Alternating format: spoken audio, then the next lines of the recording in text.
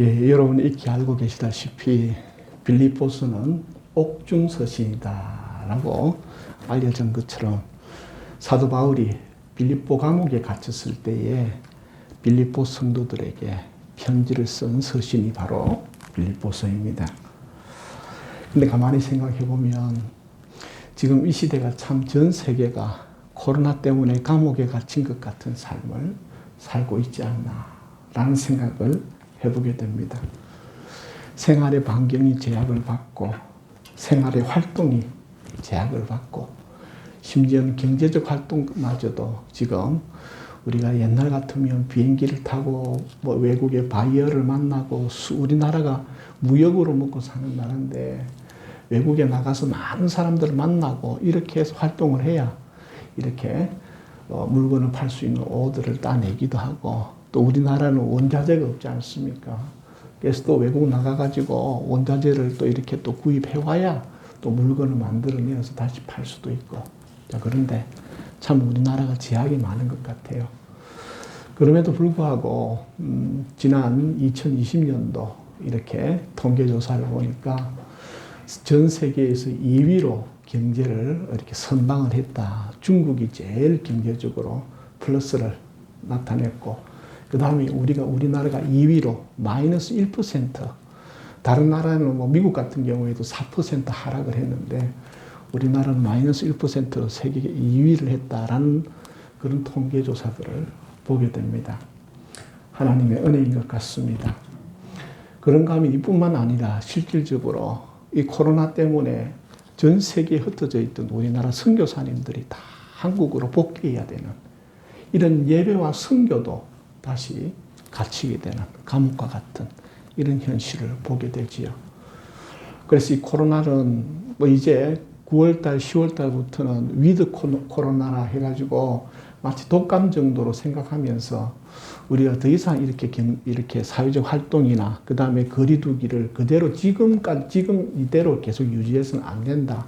그래서 백신을 빨리 맞고 그 다음에 또 제약회사들은 치료제나 그 다음에 더 나은 백신들을 빨리빨리 개발해내어서 어쨌든 그렇게 가자. 한편으로 이제 희망적인 것은 이건 것이에요. 제가 얼마 전에 지난주인가 지지난주인가 이렇게 신문 뉴스를 보니까 인터넷으로 보니까 여러분 손흥민 선수가 뛰는 영국의 프리미어 리그에서 그 영국의 프리미어 그 사진 한 장을 봤는데 거기에는요 마스크도 쓰지 않고 사람들이 경기장 6만 명을 수용하는 경기장에 빽빽하게 들어차 있는 광경을 보게 되었습니다. 물론 거기에도 하루에 약 한 3만 명의 확진자가 나온다고 합니다.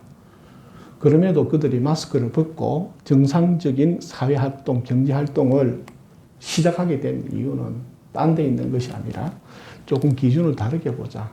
왜냐하면 코로나가 처음 나왔을 때에는 치사율이 그렇게 높았답니다. 여기에 걸리면 죽을 확률이 그렇게 높았다는 것이죠. 그런데 이제 변이에 변이를 끼치다 보니까 전염과 확산 속도는 빠르지만 치사율은 떨어졌다는 거예요. 그래서 이제 백신을 맞게 되면 백신을 맞아도 돌파 감염이 일어날 수는 있으나 이제 그것으로 걸려가지고 생명에 지장이 생기는 일은 이제 많이 줄어들었다라는 것이죠. 그래서 이제 영국과 같은 나라에서는 확진자 수는 계속 늘어납니다. 그럼에도 불구하고 치사율이 적다 보니까 치사율을 기준으로 하여서 이제 사회적 거리두기나 정책적인 어떤 그런 변화를 하자. 여기에 우리나라도 백신 속도를 높이려고 하는 이유가 한 70% 정도 이렇게 백신이 다 맞춰지게 되면 이제 돌파 감염이 일어나도 치사율이 떨어지니 위드 코로나 시대로 같이 가는 것이 합당하다. 더 이상 이대로 가서는 안 된다라는 것들이 전 세계적인 그리고 WTO에서도 이렇게 그렇게 잠정적으로 결론을 내리는 것을 보게 됩니다. 여러분, 우리가 열심히 기도해야 될 것 같습니다. 예. 여러 가지로 인해서 갑작스러운 이런 일들을 통해 많은 변화들이 일어나게 되고 또 우리는 이것이 또 이 변화가 빨리 끝나는 것이 아니라 약 1년 반 정도 이제 지나게 되었는데 우리나라도 2년 가까이 지나면서 우리가 또 이거로 인해 또 받는 스트레스나 압박 같은 것들을 우리가 잘 견뎌내야 되리라 생각됩니다. 그런가 하면 오늘 또 지난주 중에 제가 또 제 마음에 가슴을 아프게 하고 또 그때부터 계속 마음에 하루에 여러 번 기도하게 하는 장면이 있습니다. 그게 무엇이냐면 탈레반이 이제 아프간 미군이 떠나게 되고 점령을 했는데 그 직후에 어느 한 아프간 소녀의 울먹이는 동영상을 보게 되었어요. 어떤 목사님이 이제 보내준 건데 그 울먹이는 동영상의 내용이 무엇이냐면 15살 된 소녀가 눈물을 찔끔찔끔 흘리면서 그들이 하는 말이 아프간에 태어났다는 이유로 인해서 이제 우리 여성들에게는 소망이 없어졌다. 미래가 없어졌다. 인권이라는 인간으로서 존중받지 못한다. 그런가 하면 오늘 아침에 저는 좀 일찍 와서 이제 교회 와 있는데 오늘 아침에 우리 혜윤이가 와서 하는 말이 또 뭐 이게 정확한 소식인지 모르겠지만 그런 이야기를 해줍니다. 지금 탈레반이 기독교 선교사들을 그대로 그냥 적결 처형을 한다는 이야기를 합니다. 그리고 자기들 이 휴대폰 번호 속에서 국적이 이렇게 아프간 국적이 아니면 외국인은 무조건 그냥 처형을 한다는 그런 말을 방금 들었을 때, 야, 이거 참 큰일 났구나. 이슬람 땅에 많은 아프간에 우리나라를 비롯하여 외국인 선교사님들이 참 많이 들어갔어요. 그리고 빠른 복음화율을 이루지는 않았지만 그럼에도 불구하고 그들 가운데에는 개종한 사람들이 제법 있습니다. 그런데 그들이 기독교인이라는 것으로 인해서 이제 차별을 받기 시작했고 박해를 받기 시작했다라는 것입니다. 저는 오늘 아침에도 이 자리에 앉아서도 하나님 앞에 여쭙고 기도했습니다. 하나님, 세상 왜 이런 일들이 자꾸 벌어집니까? 왜 이런 일들이 일어나는데 주님 침묵하고 계십니까? 또 우리가 할 수 있는 것이 무엇입니까? 예, 초장교회 목사로서 제가 할 수 있는 것은 별 게 없더라고요. 딱 한 가지밖에 없었습니다. 그들을 위해 기도하는 것. 그러나 아무것도 하지 않는 것보다 기도하는 것이 중요합니다. 그들을 위해 기도하십시다. 제가요, 한 3주 전에 이제 막 개척한 개척교회 목사님을 만나게 되었어요. 참 여름에 더울 것 같아서 밥이라도 한 끼 사줘야 되겠다 해서 이제 그 목사님 개척교회 저도 해봐서 알아요. 너무너무 힘들어요. 그런데 이 목사님은 한 50명 모이는 교회 담임을 하다가 어쩌다가 이제 그 교회를 사임하게 되어서 다른 곳에 지금 이제 개척한 지 넉 달 되었습니다. 근데 아무도 없어요. 정말 아무도 없어요. 가족밖에 없는 그 사람을 제가 옛날에 한 12년 전에 제가 그러한 형편에 처해 있어 봐서 그 마음을 알기에 그 마음이 얼마나 착잡하고 힘들까 해서 제가 이제 밥 한 끼를 사드리면서 그분과 하루를 쭉, 왜냐하면 어느 누구도 그런 사람들은요 찾아와 주지도 않고 밥 한 끼, 제가 그 상황에 처해 보니까요 보잘것없는 사람들, 형편없는 사람들은 어느 누구도 그들도 보지 않습니다.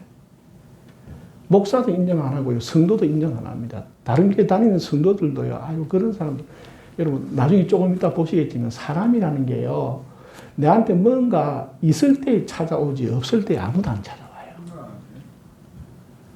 그래서 그 마음이 얼마나 비참할까. 그래서 이제 그냥 밥 한 끼 하면서 밥만 하루 종일 이야기를 하면서 그때 제가 주고받는 말 속에 그분이요, 그래도요 저 남아공에 가가지고 설교학으로 박사학위까지 받으신 분이에요.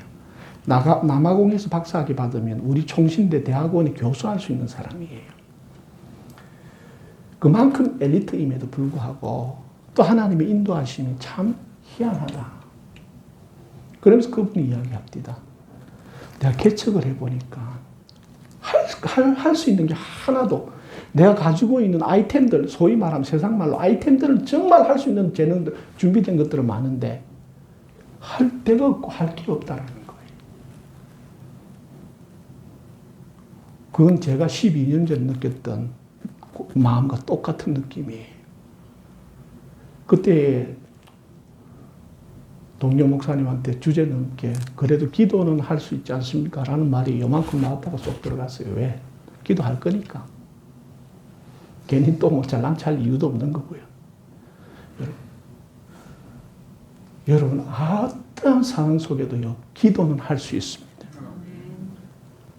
기도하면 됩니다. 기도부터 시작하십시오.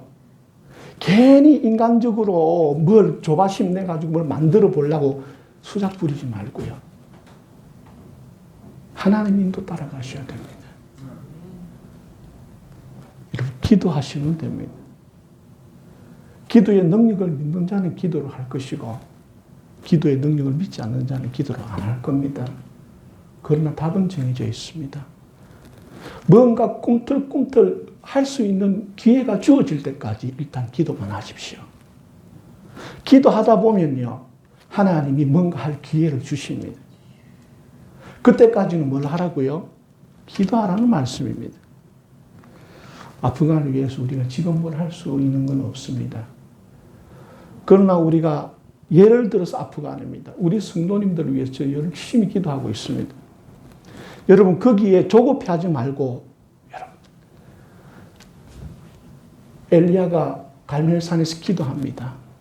하나님, 비를 내려주십시오. 그래서 종을 시켜서 보냅니다.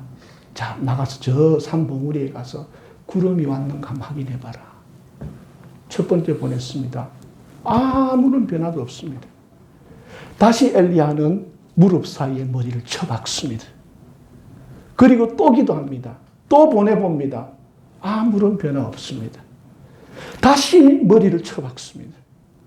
또 보냅니다. 이게 6번이 반복되고, 이게 7번이라는 게 상징적인 숫자예요. 때가 찬다라는 거예요. 7이라는 것이 꽉 찼다라는 거예요. 기도가 꽉 차여지면 그때에 종이 갔다 와서 하는 말입니다. 손톱만한 구름이 보입니다. 여러분, 손톱만한 구름은 무엇으로 만들었냐? 기도가 채워졌을 때 손톱만한 구름이 나타나기 시작합니다.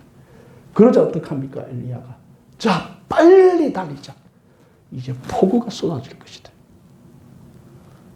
여러분, 이것이 바로 하나님과 우리와의 관계입니다. 아무것도 할 수 없을 때에, 아무 일이 일어나지 않을 때에 뭘 해야 된다고요? 기도를 채워야 됩니다. 기도가 채워지지 않으면 그 모든 것, 하나님 손톱만한 구름도 나타나지 않는 거예요. 우리가 기도하면 손톱만한 구름이 반드시 나타날 줄 믿습니다. 그럼 그때의 기도가 무슨 기도냐? 여러분, 온갖 잡념들을 비워내는 기도예요. 온갖 불안과 온갖 유혹과 온갖 욕구들을 비워내야 돼요. 그 아무것도 할 수 없는 상황이 어떤 상황인지 아세요? 이걸 하면 되겠다. 저거를 하면 되겠다. 이거 하고 싶다. 온갖 하고 싶은 것들, 필요한 것들. 또 이거는 이래서 안 되고 저건 저래서 안 되고 온갖 두려움과 염려와 걱정들. 이 모든 것들이 잡동사니처럼 뱃속에서 쏟아져 나오는 시기가 바로 아무것도 할 수 없는 시기입니다. 즉 다시 말해서 기도하기를 포기하게끔 만드는 시간이 기도를 해야 하는 시간입니다. 여러분, 뭔가 내가 가만히 있으면 안 되겠다. 이대로 있어서는 나는 지금 끝장나. 이대로 가만히 있어서는 안 돼. 이런 모든 잡념과 유혹과 두려움과 염려와 걱정과 불안을 비워내고 하나님을 향한 믿음을 키워가고 채워가고 주님의 인도하심, 주님의 음성을 듣고자 그 모든 소음들을 지워내고 견뎌내는 시간이 기도의 시간입니다. 힘들 것 같습니까? 믿음이 있으면 할 수 있습니다. 하나님은 살아계십니다. 하나님은 살아계십니다. 하나님은 우리를 사랑하십니다. 하나님은 변함없이 우리를 인도하신다라는 사실입니다. 아프간의 소녀의 눈물이 언제 웃음이 될지는 우리는 아무도 모릅니다. 그럼에도 불구하고 우리가 기도하고 하나님의 살아계심을 믿고 기도의 시간을 채우고 또한 주님이 보여주시는 손톱만한 구름을 만났을 때 그 하나님의 인도하심을 따라서 믿음으로 쫓아가면 하나님이 약속하셨던 3년 6개월의 기근을 해결시키는 응답이 있다라는 것이죠. 그런가 하면 이 아프간 사태를 가만히 살펴보면서 중국과 외신들은, 미국을 싫어하는 외신들은 미국 때리기에 나섰습니다. 이것은 우리나라도요, 반미주의자들이 있거든요. 그래서 우리나라 반미주의자들도 미국 때리기에 이런 이야기를 합니다. 이제 큰일 났다. 뭐냐? 미국은 믿을 만한 상대가 아니다. 즉, 아프간에서 그 20년 동안 이렇게 주둔하다가 손익계산서가 안 맞으니까 포기하고 도망치는 거 봐라. 그 다음 순서는 누구라고요? 아프간 다음은 곧 대만한테 저렇게 할 것이다. 대만 다음에는 누구냐? 우리 한국이다. 미국을 믿어서는 안 된다. 여러분. 그러자 미국에서 화들짝 놀라가지고 뭐라 그럽니까? 대만하고 한국은 아프간과 다르다. 그거하고 다르다. 한국하고 대만은 절대 우리가 소위 말하면 인간적으로 의리를 저버리지 않을 것이다라고 막 이렇게 대변하고 있습니다. 여러분, 저는 그렇게 생각합니다. 미국이 한국을 버리지 않는 비결은 무엇일까요? 아니, 궁극적으로 말해서 우리는요, 사실은 우리나라는 미군이 주둔 안 해도요, 이제는 상관없어요. 이미 국방력이 그만큼 올라왔습니다. 2018년을 기준으로 해서 우리나라 국방 예산이 일본 방위비 예산을 이미 초월했습니다. 이 일본 방위비 예산이 이 GDP와 관계되어 있는 그 부분인데 국방 예산이 이미 2018년을 기준으로 해서 일본 방위비 1년 예산을 이미 초과한 상태예요. 우리나라가 국방력이 세계 6위, 7위를 하는 나라입니다. 더욱이 전 세계 국가들이 미국과 중국이 우리나라 쳐들어와도 우리나라가 이기질 못해도요. 우리나라가 가지고 있는 군사력으로 상대방도 막대한 피해를 입힐 수 있는 군사력을 이미 갖고 있습니다. 그래서 사실은 주한미군이 떠나도 우리나라 방위에는 큰 위험이 없습니다. 그럼에도 저는 주한미군 철수는 반대합니다. 왜냐하면 주한미군이 우리나라 주둔함으로 인해서 다른 모든 전 세계와의 관계에서 혜택이 있기 때문입니다. 사실은 주한미군 주둔비에 우리나라 예산, 막대한 예산이 투입되고 있어요. 그럼에도 투입되는 예산보다 주한미군이 거주함으로 우리가 바깥에서 얻을 이익이 훨씬 많기 때문에 주한미군을 반대할 이유는 없습니다. 그러나 우리가 기도해야 될 것은 무엇이냐? 전시 작전권을 우리가 받아야 됩니다. 왜냐하면 자주국방이 거기에 있기 때문입니다. 전시 작전권을 우리가 여러 가지 지금 북한의 도발에 의해서 도발을 할 때에 얼마나 안타까운 일들이 많이 벌어지느냐. 즉 우리나라 보수 진영에 있는 사람들이 즉 미국의 혜택을 받고 조상 때부터 미국 유학 가고 이렇게 이렇게 하고 미국 혜택 받은 친미파들이 있어요. 친미파들은 이제 보수주의자들의 특징들 중에 다수는 아닌데 소수는 어떻게 이야기하느냐. 미국 없으면 우리나라 절대 안 된다는 소리를 합니다. 그거 다 뭐냐면 자신의 개인의 이득을 취하기 위해서 미국의 이익을 앞장 세워서 대변해 주는 자들이에요. 그런 사람들의 말은 논리적으로는 일리가 있는 것 같으나 그건 부분적인 것이고 전체적으로 봤을 때에는 자기 이익을 위해서 하는 말들이에요. 이미 넘어섰습니다. 자, 그러면 미국이 왜 대만을 버리지 않고 미국이 왜 한국을 버리지 않는지 아십니까? 미국이 대만을 버릴 수 없는 이유는 대만에 TSMC가 있기 때문입니다. 미국이 우리나라를 버릴 수 없는 이유는 우리나라에 삼성전자와 현대가 있기 때문입니다. 왜요? 지금 미래에 성장하고 미래의 먹거리가 될 기술들을 거기서 가지고 있기 때문입니다. 그래서 미국이 한국을 손을 놓는다는 것, 대만에 손을 놓는다는 것 자체가 자기들에게 손해가 될 것이기 때문에 절대 손을 놓지 못하는 겁니다. 여러분, 왜 아프간이 저렇게 낙동강 오리알이 되었습니까? 20년의 기간을 통하여 자신들의 국력을 다졌다면 부정과 부패에 몰두하는 것이 아니라 자신들의 자주와 독립을 위해서 힘을 썼다면, 그래서 미국이 아프간을 통하여서 뭔가 얻을 것이 있었다면 미국이 과연 떠났겠습니까?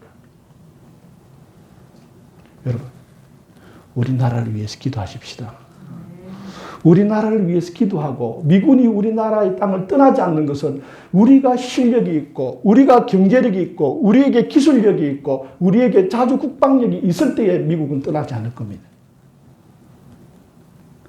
그래서 우리 미래 세대를 위해서, 앞으로 한국의 미래를 위해서 기도해야 된다라는 것이죠. 여기에 재미난 일이 벌어집니다. 무슨 재미난 일이 벌어지느냐? 한국에게 기회가 왔다라는 거예요. 어떤 기회가? 여러분, 우리 한국에게 가장 큰 적은 어디에 있는지 아십니까? 북한이 아닙니다. 북한은 이미 우리의 상대가 되질 않습니다.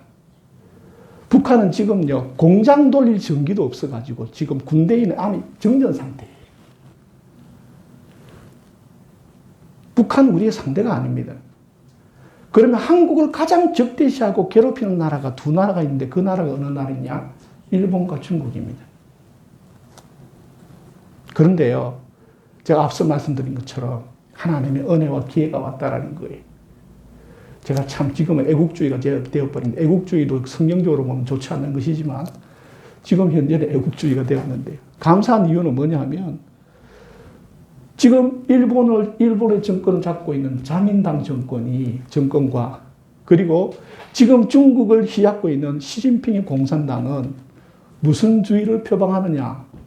자민당 그리고 시진핑의 공산당은 무오주의를 주장합니다. 무오주의가 뭐냐? 자신들은 오류가 없다라는 거예요. 자신들이 하는 것은 오류가 없다라는 겁니다. 모든 게 다 맞다라는 겁니다. 그래서 우길기도 막고 자기들이 수출하는 기업들의 관세를 막아버리고 수출을 막아버리는 것도 자기들이 옳은 것이고, 시진핑이 지금 한참 뜨고 있는 모든 것들, 중국을 대표하는 1, 2, 2위 기업들 다 중국 공산당에게 대들만한 목소리가 좀 커지는 것들은 다 죽여버려요. 그러면서 자기들이 하는 것은 다 오류가 없다, 옳다. 여러분, 무오주의에 빠지게 되면 독재가 일어나게 되고, 독재가 일어나게 되면 망가지게 됩니다. 그런데요, 가만히 살펴보면 우리 인간의 개개인의 삶을 보더라도요, 자기가 오류가 없다는 무오주의 관점으로 사는 사람들이 참 많아요.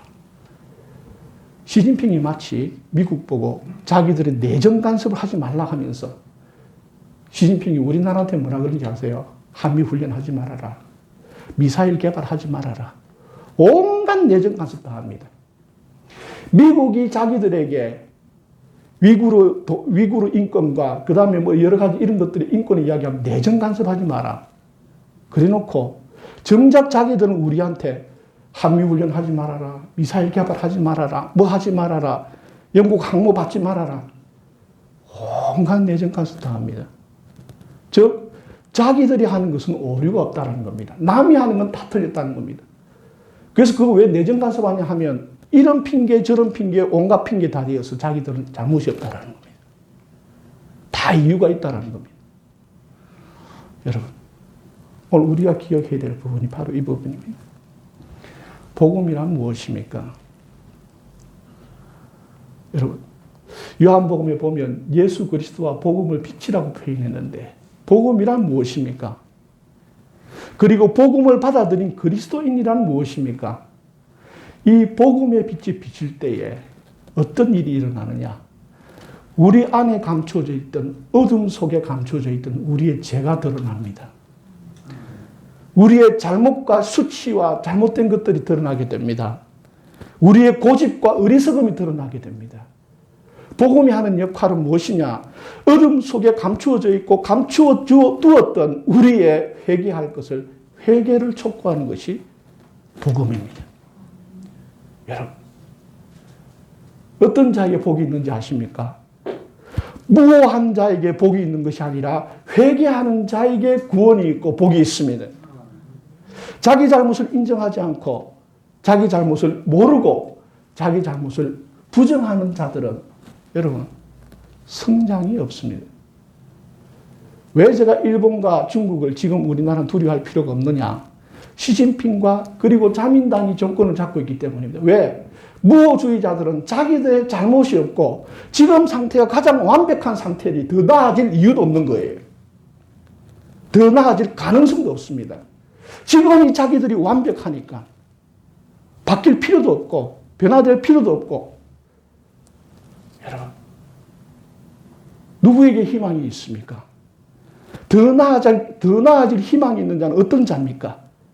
자기의 부족함을 알고 그 부족함을 보완해내는 자에게 성장이 있고 미래가 있고 더 나은 희망이 있지 않겠습니까?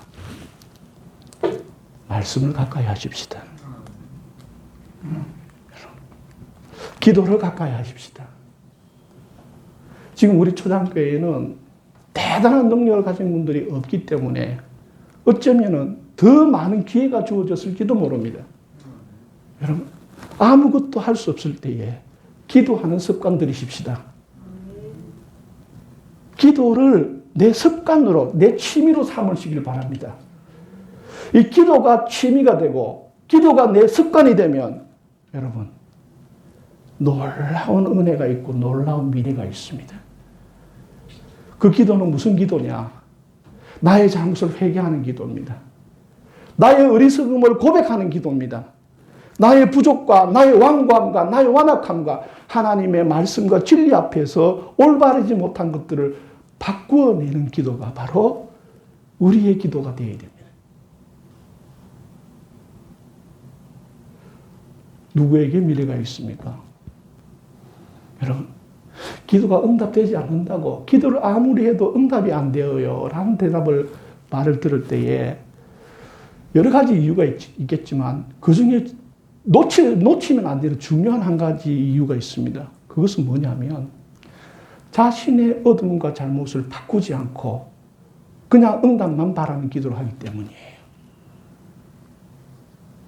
여러분, 내 삶이, 내 현실이 바뀌길 원하십니까? 그러면요, 내가 먼저 바뀌어야 됩니다. 내가 변하면 내 현실도 바뀌게 됩니다.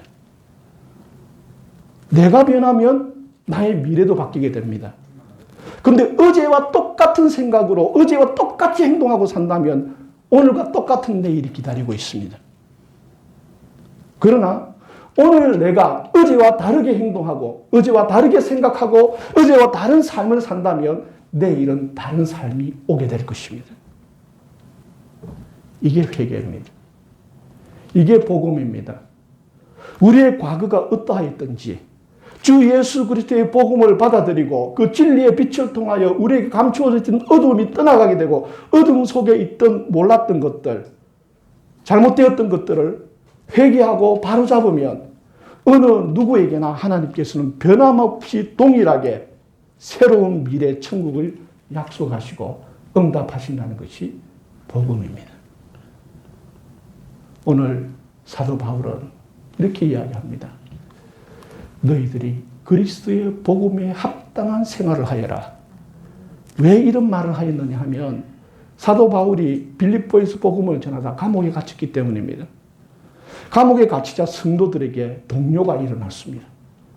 자기들의 지도자요 리더였던 바울이 그 복음으로 인하여 로마의 감옥에 빌립보의 감옥에 갇히게 되자 앞으로 우리는 어떻게 해야 되지?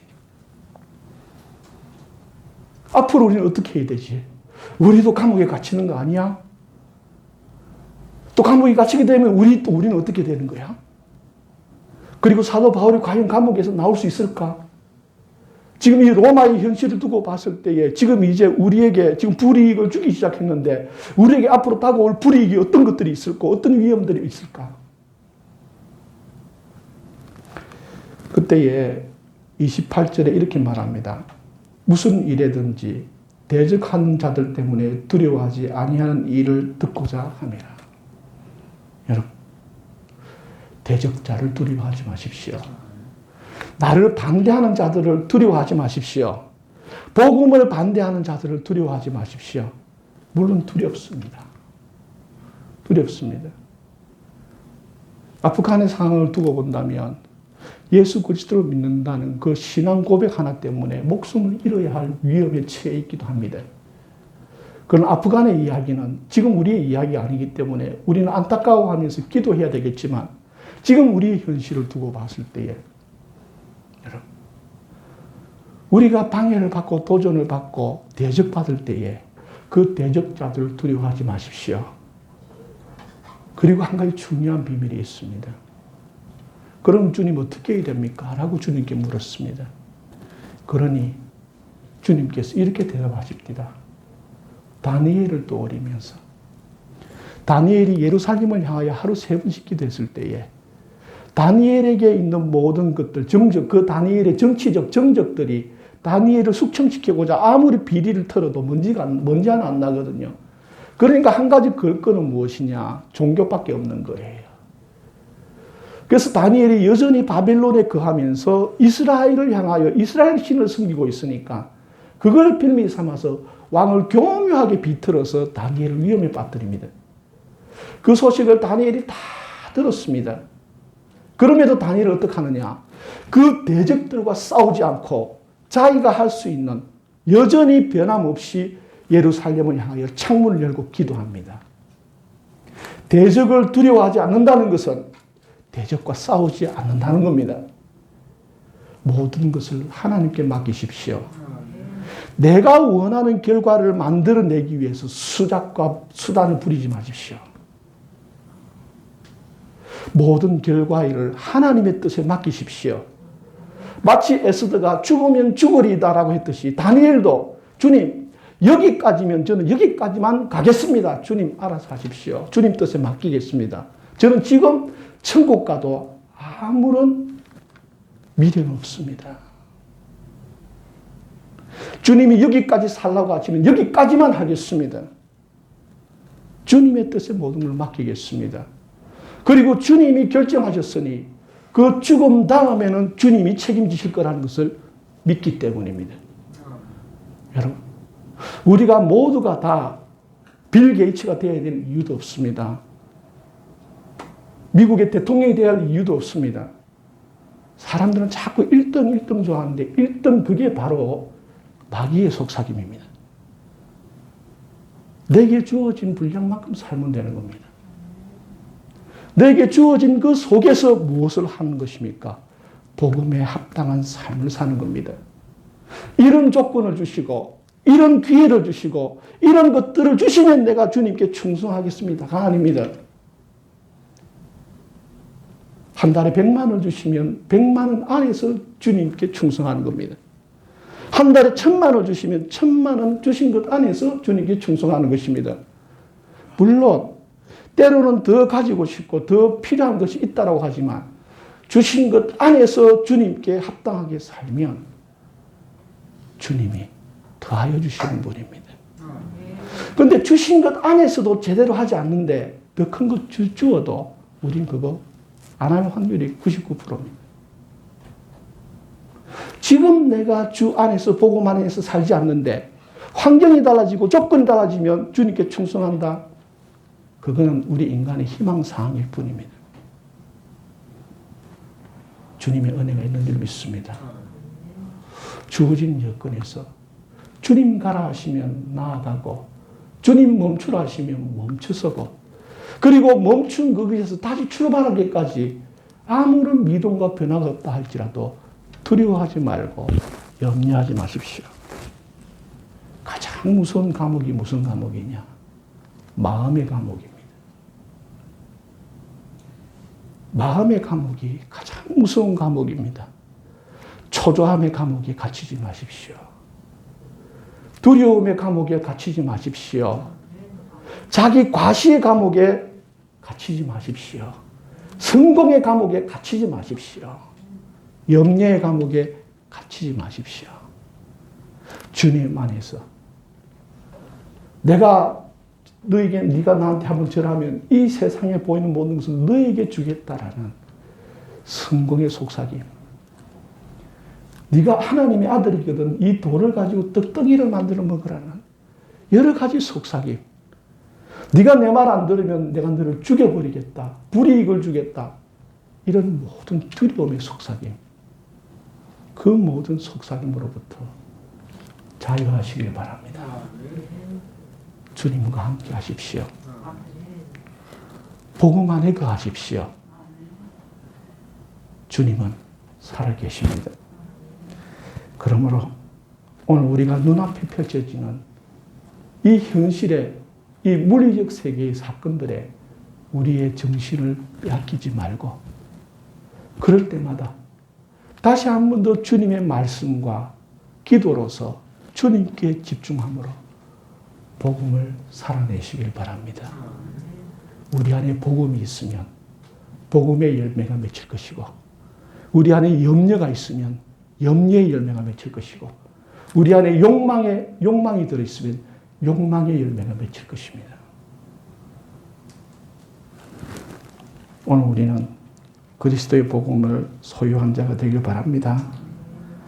주님께서 이미 우리에게 복음을 허락하셨으니 이제 우리 마음 안에 주님의 복음을 채워감으로 주님의 복음 안에 그것이 감옥이든 그것이 고난이든 그것이 성공이든 이 땅의 것에 휘둘리지 않고 주님의 천국 안에 거하는 복된 은혜가 있기를 주님의 이름으로 축복합니다.